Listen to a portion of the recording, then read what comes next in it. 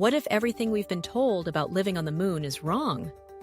What if, after decades of science fiction, engineering marvels, and grand promises, the real lunar future takes a path nobody expects? Over the next 5 to 10 years, humanity stands at the dawn of a new lunar epoch, as the world's astronomy superpowers, NASA, the European Space Agency, China, Russia, Japan, race against time and each other to plant the very first seeds of human society on another world. Let's press pause and lean on the edge of history, brushing lunar dust from our boots, squinting up at the craggy horizon, to reconsider the big, bold question. Can we actually thrive there?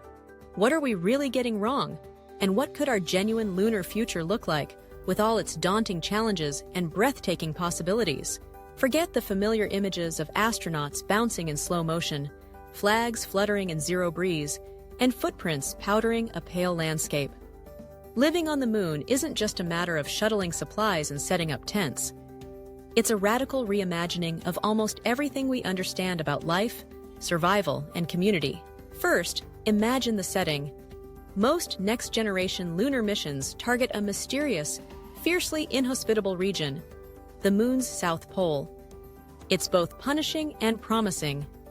Here, shattered crater rims rise into near-perpetual sunlight, while yawning depressions, permanently shadowed craters, plunge into darkness colder than Pluto's surface. These shadowed craters, or PSRs, are the coldest places known in our solar system, their temperatures dipping below -230 degrees Celsius. Yet they may cradle something priceless, ice reserves hiding under the dust, potentially offering future settlers a lifeline of water, air, and rocket fuel. The lunar day is a marathon of extremes, 14 Earth days of unfiltered, searing sunlight, followed by 14 Earth days of polar darkness and relentless cold. There is no atmosphere, no weathered winds to mitigate temperature, no clouds to block ballistics or bullets from space. Instead, radiation roars unchecked, while a constant rain of tiny meteorites pelts the surface, each a high-velocity projectile. Forget breathable air. Here, a moment's exposure means death, by freezing, broiling, suffocation, or irradiation. Can a place like this ever become home? The world's brightest minds think so, or at least, they're betting on it. The visions taking shape range from the subtly pragmatic to the wildly imaginative. Yet, as we'll see, most of these plans stumble over stubborn, shared misconceptions, a wishful thinking that may blind us to far deeper solutions. Start with the basics, getting there. The cost to switch even a single kilogram from Earth's gravity to the moon's surface hovers around $1 million, making every shipment almost unimaginably precious. For early pioneers, importing supplies for survival, food, fuel, tools, is the lunar equivalent of gold. Push this too hard, and colonization collapses into impossibility. This brute fact sets the tone for every design, every dream. The earliest habitat concepts, prefabricated metal modules, inflatable shelters, or compact boxes, are all predicated on what you can squeeze on a rocket. Some take cues from origami, folding up like petals or wings for the ride, then unfurling on the moon without the need for giant cranes or swarms of robots. Others use water as a shield, wrapping tanks around living quarters to soak up radiation. But these strategies, while ingenious, are ultimately band-aids. They ask, how can we bring the minimum from home, build the maximum on-site, and leverage the moon itself? This has led to a surge of excitement around using lunar regolith, the powdery, sharp-edged soil littering the surface. Why not use 3D printers, robotic arms, and clever chemistry to transform this unwelcoming dust into bricks, walls, even entire domes? The answer is complicated. Regolith is abrasive, clings electrostatically to everything, and is laced with chemicals that corrode machinery and lungs alike. Printing shelters from it requires huge energy investments, advanced robotics, and robust shielding from swirling grit and radiation storms. The power required can seem Herculean, and there's always the question of reliability in such a forbidding place. This brings us to one of the most powerful, underexplored answers: An answer left largely untouched because of our earthly prejudices. Scattered across the lunar landscape, particularly near the poles, there lie ancient lava tubes, gigantic tunnels carved by primordial volcanic flows.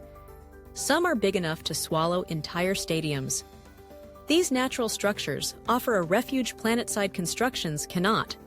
Roofs up to dozens of meters thick, insulating from both raw heat and cosmic fire, sheltering from meteorite impacts, and holding steady at constant, manageable temperatures. What if, instead of covering the moon in new artificial bubble cities, we simply move inside? The beauty of this approach is twofold. First, it immediately solves the most lethal dangers: radiation, temperature swings, impact threats. Second, it drastically shrinks the amount of mass, of costly, problem-prone hardware needed to be dragged from Earth. Instead, explorers can set up modular habitats sheltered within these hollowed stone arteries, a safe haven carved naturally millions of years ago. Inside, the possibilities for architecture and community blossom. Imagine a flexible, modular ecosystem of deployable pods lining a tube's length, connected by pressurized tunnels. The pods arrive packed flat, then expand inside the cave, protected from the wildness outside. Supplies and modules can be added as missions progress, allowing for true scalability. A lunar village growing organically, segment by segment. Yet this plan too faces hurdles. How to safely enter, patch leaks, install power, or ensure the stability of an untouched cave. How to supply energy, trapped as we are below the dust and hidden from the sun's rays? Here, the need for innovation remains, intertwining with our deepest human needs, because even with protection, the moon imposes a second, subtler challenge, one that touches the body and the soul. Its gravity is roughly 1/6 that of Earth's. Early excitement may give way to hidden physiological dangers as the months, or years, pass. Bones starve of calcium, muscles wither, immune systems grow sluggish, and eyes, hearts, even brains change in ways no one has yet fully mapped. Artificial gravity offers some hope, rotating habitats that simulate weight by centrifugal force, much like classic space station concepts. But to date, these have never been built or tested off Earth. Creating lunar-scale spinning homes inside lava tubes may seem like fantasy, but with enough vision, engineering, and necessity, fantasy can become survival. Mental well-being is even trickier. Isolation, monotony, and the psychological impact of living somewhere where you can't step outside unprotected, where the Earth is a distant, glittering ball in the ink-black sky, cannot be underestimated. Famed astronaut Scott Kelly likened his year aboard the International Space Station to a kind of maritime prison, albeit with a better view. On the moon, cut off from direct contact with home, normal sunlight, normal weather, even normal sound, the risks for loneliness and emotional burnout compound dramatically. Here's where truly radical designs shine brightest. Architectures have started to incorporate nature-inspired elements: pocket greenhouses tucked inside habitats, communal spaces wired for music, reading, art, and virtual reality experiences. Just a handful of living plants, some private quarters, and a community gathering nook can transform a shelter into a sanctuary. Such innovations don't just matter for morale, they may make or break the lunar project. Studies on long-duration undersea and space missions reflect a simple truth. Only when people feel they have a measure of autonomy, private time, and the ability to connect with others, can they endure and flourish in extreme, isolated places. What about the resources necessary for daily life, especially that all-important lunar water?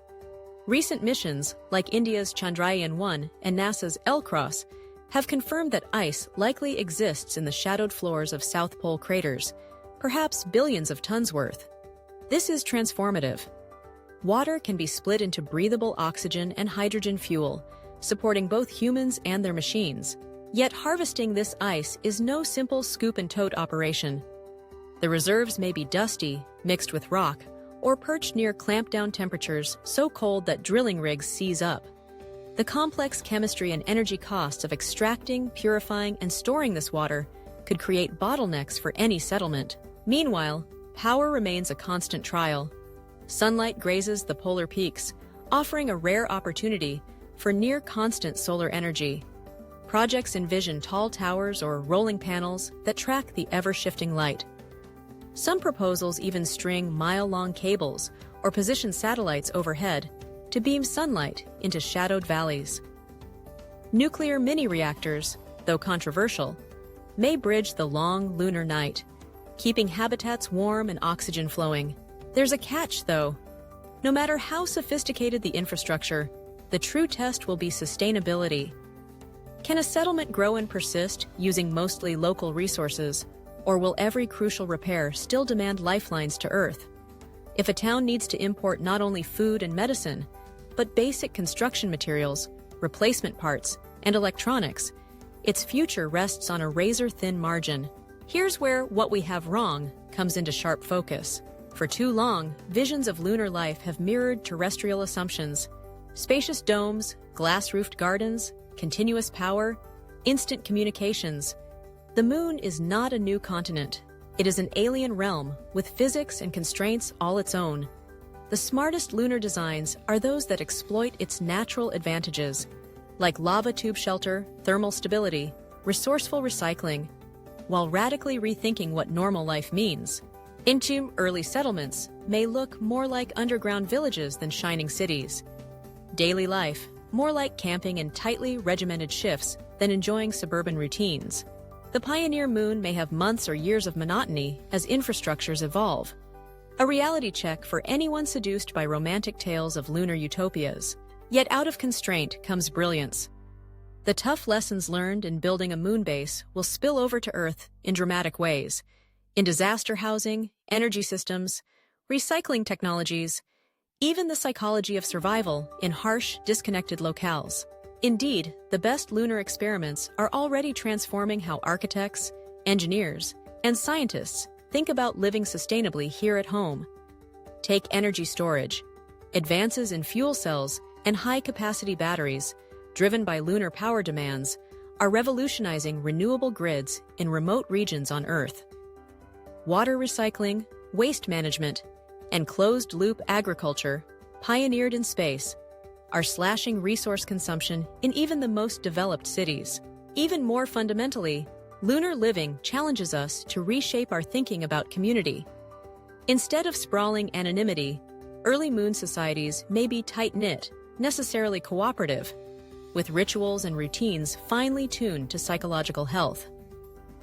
Leaders in future lunar habitats will have to master not only technical know-how, but also empathy, mediation, and the crafting of joy from shared experience. And some of the coolest solutions may draw from the unlikeliest sources: origami-inspired shelters that fold and deploy with minimal fuss, bioreactor gardens that grow food and oxygen in tandem, using only a fraction of the inputs required by Earth farms. Avionics and robotics tweaked to operate in deep cold and high radiation. Even the science of sound, how different materials and layouts change the acoustics inside sealed cavernous bubbles, matters immensely for comfort and sanity. Let's not neglect risk. In the rush to claim first on the moon, some will be tempted to cut corners, to rely too heavily on imported resources or overly optimistic timelines. The truth: lunar setbacks are inevitable. There will be accidents, delays, and failures. What counts is the culture of learning, adaptability, and continuous improvement that turns every challenge into a stepping stone. In the end, the question isn't whether life on the moon aligns with our earthly routines.